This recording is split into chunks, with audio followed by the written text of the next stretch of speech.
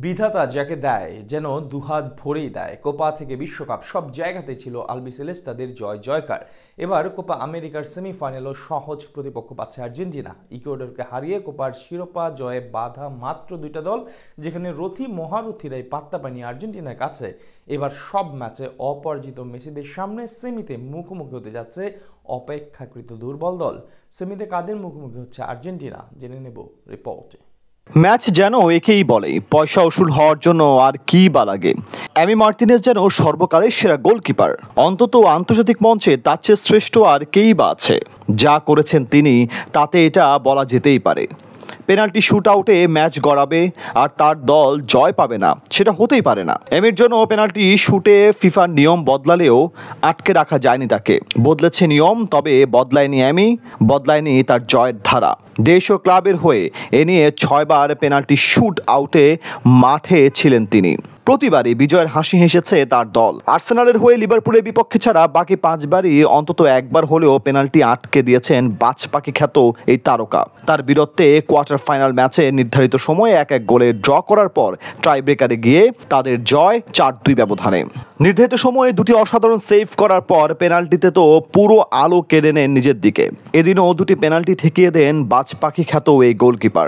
টাই ব্রেকারে যাওয়ার আগে তিনি সতীর্থদের উদ্দেশ্যে বলেন, আমি এখনও বাড়িতে যাওয়ার জন্য প্রস্তুত নই। টাই ব্রেকারের পর নিজের কথা প্রমাণ করেন তিনি। অবশ্য তিনি একাই নন, পুরো আর্জেন্টিনাকে অপেক্ষা করতে হবে আরও সময়।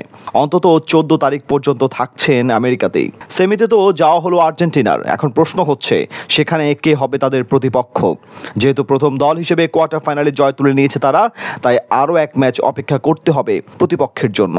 কিন্তু যেভাবে গ্রুপ সাজিয়েছে কনমেবল, তাতে করে দ্বিতীয় কোয়ার্টার ফাইনালে কাল ভোর 7টায় মুখোমুখি হবে ভেনেজুয়েলা ও কানাডা। সেই ম্যাচে যারা জয় পাবে তাদের বিপক্ষেই সেমিতে মাঠে নামবে আর্জেন্টিনা। গ্রুপ পর্বে কানাডার বিপক্ষে 2-0 গোলে জয় দিয়ে শুরু করেছিল মেসিরা। সেই ম্যাচে একটি করে গোল করেন হুলিয়ান আলভারেজ ও লাউতারো মার্টিনেজ।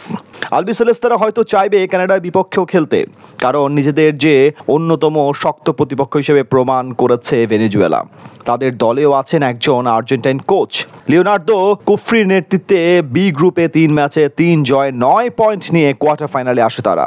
যদিও ফিফা র্যাঙ্কিং এর কথা বিবেচনা করলে আর্জেন্টিনার জন্য সহজ প্রতিপক্ষ হবে এই ভেনেজুয়েলাই, কারণ তাদের বর্তমান অবস্থান যেখানে 52, সেখানে কানাডার অবস্থান 48 নম্বরে। মুখোমুখি লড়াই অবশ্য কেউই শক্ত প্রতিপক্ষ না, কারণ কানাডার সাথে 2 দেখায় কোনো গোল হজম না করে 2 ম্যাচে জয় পেয়েছে আর্জেন্টিনা। অন্যদিকে ভেনেজুয়েলার সাথে 2 হার ও 2 ড্র ছাড়া 24টি জয় পেয়েছে আলবিসেলেস্তারা।